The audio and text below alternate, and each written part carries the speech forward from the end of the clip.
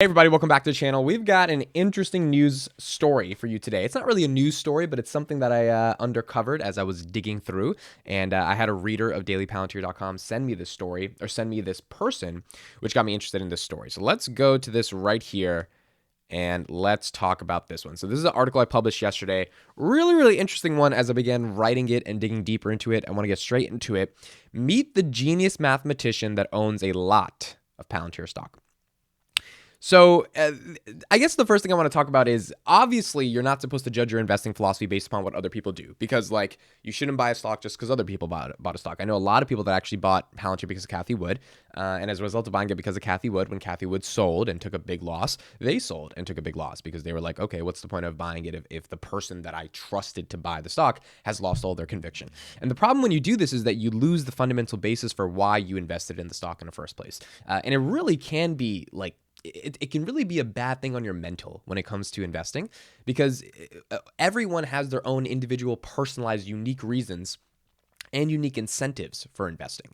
So when Cathie Wood sold, it might not even be because she hates Palantir. It might literally just be because she really likes Roku more, right? And so if you really love Palantir, someone like me, someone like a lot of other investors in the space, you might not understand why she's selling, but that might trigger you to sell if you believe in her for the wrong reasons, just because she doesn't even have the best reason for selling, right? So it's things like that where you really want to make sure that you have a basis for your investment decision.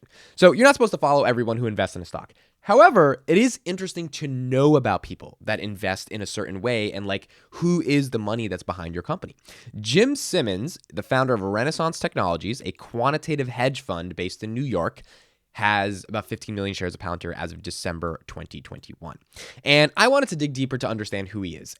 The cool thing is there's a lot of components of this guy, and I want to read from his Wikipedia page. He's very good at math, and that's the first thing we want to talk about. So Simmons' mathematical work is primarily focused on the geometry and topology of manifolds. His 1962 Berkeley PhD thesis, written under the direction of Bertram Constant, gave a new proof of Berger's classifications of the Holonomy group of Riemannian manifolds. I don't even know what all that means, but it's definitely academic, technical math stuff.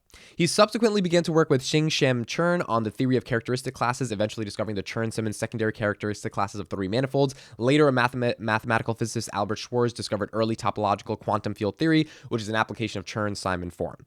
It is also related to Yang-Mills function on four manifolds and has an effect on modern physics, which means Jim is also a physicist. These and other contributions to geometry and topology led to Simons becoming the 1976 recipient of the AMS Oswald Veblen Prize in Geometry. In 2014, he was elected to the National Academy of Sciences in the USA. So the guy understands math. We'll get back into the article, but the guy understands math at a pretty deep level. And it was so interesting learning about this guy because he's obviously incredibly quantitatively gifted, you could say. He understands math. He's did an entire PhD in math. And math, to me, it's always been so interesting because my mom was a math teacher for 15 years. She loves math. I not hated math. I just never got into math. I was way more into like English and storytelling and philosophy and communication. I never like really got like just deep into math. I never loved math. But math was obviously something that my mom was really good at. So I always knew there was a whole world of math to uncover, but I never pursued it that rigorously. Like I didn't care about it that much. So I guess business like attracted me more than like academic. Like I wouldn't want to get a PhD in math. I would want to like use my math skills, like, revenue minus expenses equals profit. That's like the only math I needed to do. And I wanted to go straight into building stuff.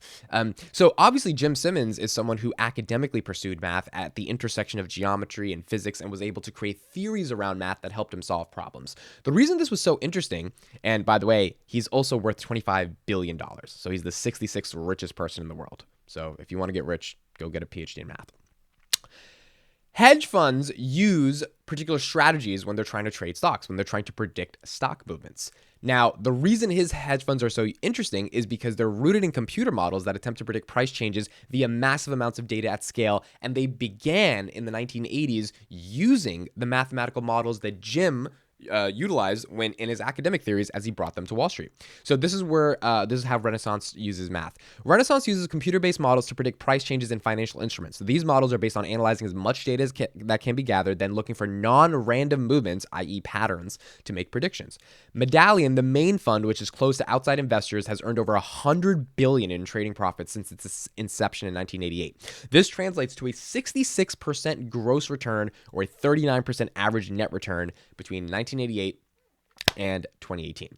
So I wrote that the poetry of Jim owning Palantir is that he realized that the complex math he used to break codes and better understand the world could help explain patterns on Wall Street back in the 1980s. Using math and data analytics, he was able to build an entire firm that better predicted stock price movements and led to massive upside for clients. And the cool thing about Palantir is that their entire thesis on modernizing enterprises being able to implement tools within organizations that can effectively centralize and make sense of patterns within data, resulting in upside on time saved and revenue generated. So the whole nature of Palantir is like, look, we're going to create this operating system within your organization that's going to take vast amounts of data at scale that are siloed right now. We're going to put them together and we're going to help you better understand that data. And as a result of better understanding that data and understanding the patterns that exist within that data, you're going to save time, you're probably going to make more money, and you're going to have a much more healthier organization that's more efficient, more effective, and productive. Jim basically did all of what Palantir is doing for the modern enterprise for Wall Street in his own unique way with creating Renaissance technologies. So while he was able to match patterns and understand data in geometry and physics and advanced mathematics at an academic level, he basically thought that if he could create that on a computer model that could analyze stock price movements and take all the different types of data that go into predicting the non-random, the patternized, recognized movements of stocks, that he could make a lot of money for his clients. And I wrote that Alex Carp, which was in the last call, right, was quoted. I think it was in response to a shareholder, a retail shareholder, or a retail investor question. If you're smart enough to invest in Palantir, and then he followed up by saying some stuff about Palantir.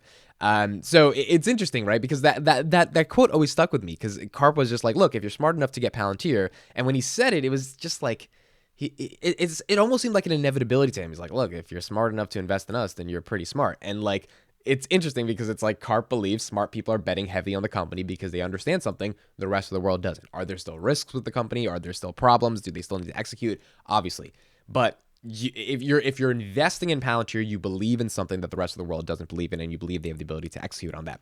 So Jim seems to have understood patterns that Wall Street didn't get for his whole life. Hopefully his pattern recognition skills are also right on Palantir.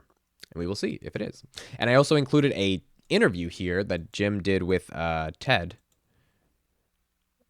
Oh, there it is. Yeah.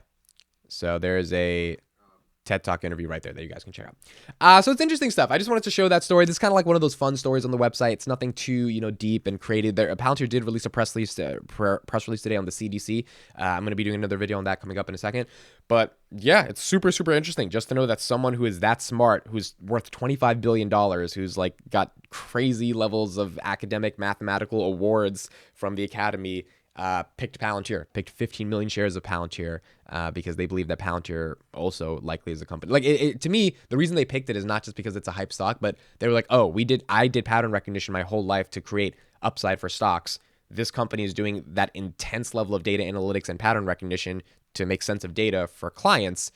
I was able to generate ridiculous returns for my clients. What could Palantir be able to generate if they're able to scale and execute? And ultimately, we're going to see what happens. So let me know your guys' thoughts. This is Jim Simmons. I will leave the article in the description. The genius mathematician that owns a lot of Palantir stock. Let me know your thoughts in the comments. Looking forward to reading them. I'll see you in the next one.